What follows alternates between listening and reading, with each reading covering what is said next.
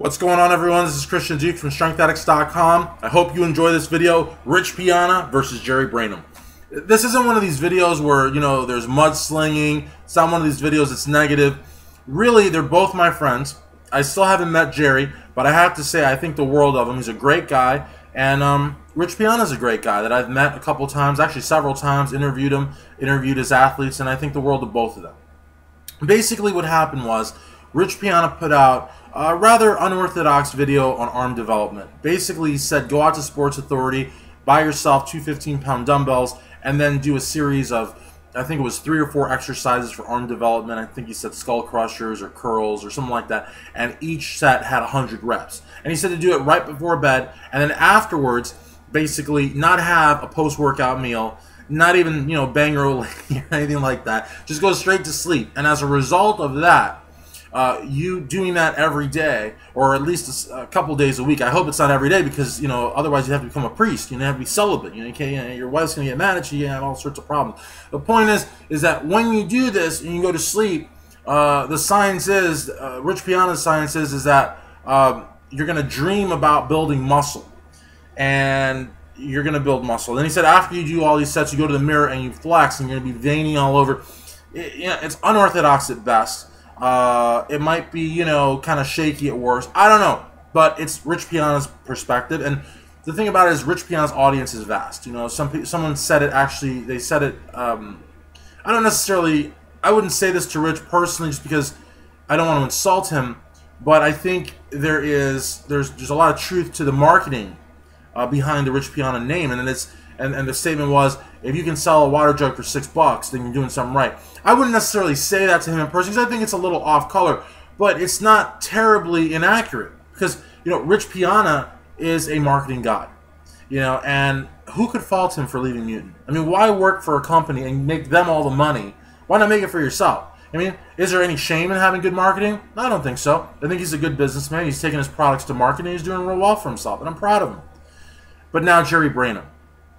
Jerry Brainum is on a whole different level, and I think Rich would concede this point. I mean, Jerry Brainum honestly is such a renowned authority in bodybuilding, and I'm going to put this out on record that I think that Chris Aceto and Dave Palumbo may not have put this guy on that RX Muscle show that I've been trying to get him on for so long.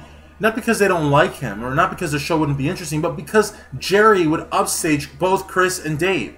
Jerry Brainum, not to kiss his ass or anything, but Jerry Brainum is literally someone like, Charles Glass, or Hanny Rambod, or, I'm going to give you a compliment, George Farah. I mean, this is a guy that honestly is in a league of his own, And actually, you know what? I'm sorry, George. I have nothing against you, but honestly, Jerry is over George Farah, and he's over Hanny Rambod, and he's just over everybody. I mean, so Jerry Brainum comes out and just says that Rich Piana is being irresponsible, that he's maybe even possibly a closet sadist, which I thought was a little funny. I don't know if Jerry really means that, but basically said, this is not going to lead to arm development. This is not going to get your arms bigger. This is not going to make you a better bodybuilder. This is just crap. And that's kind of what Jerry's saying, and Rich is saying his thing. What am I saying, right? I mean, am I going to be like Switzerland or Costa Rica? Am I, going to sit on the fence? No, that's not what I do. I mean, I would have to agree with Jerry. Not that Rich is putting out crap or that he's a sadist or anything like that. And the sadist thing is a joke. I mean, it's not real. But I think that really the trick to building arms, and I'm no authority, is that you have to work out, with sense. You have to be rational about it. You know what I mean? Your back, your legs, your chest, your delts, those are big muscle groups. You could train those maybe once or twice a week. But your arms, I mean, your biceps, your triceps, your forearms, these are small muscles. So the idea of training them anything more than once a week, I mean, even twice a week, I think is overload. And I think it's excessive. And to train them multiple times, before you go to sleep, we're really, at that point in the day, you're kind of at a deficit for calories. I mean, you should be, right? Who eats a ton of food before going to sleep?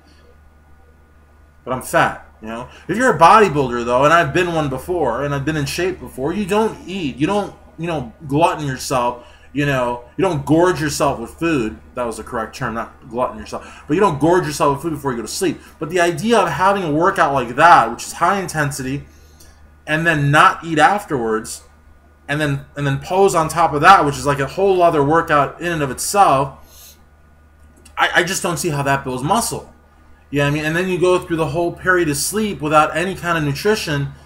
I don't know. I mean, I would think that would make you even more catabolic than if you had just gone to sleep and not eaten anything or had a protein drink before. So I don't really understand the science behind it, and I also don't understand how you can build size by overtraining.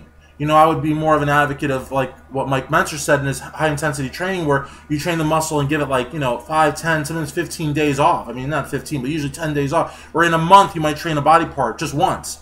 You know, so I don't understand Rich Piana's science, but I like his videos, and they're very entertaining, and he's got just gigantic arms.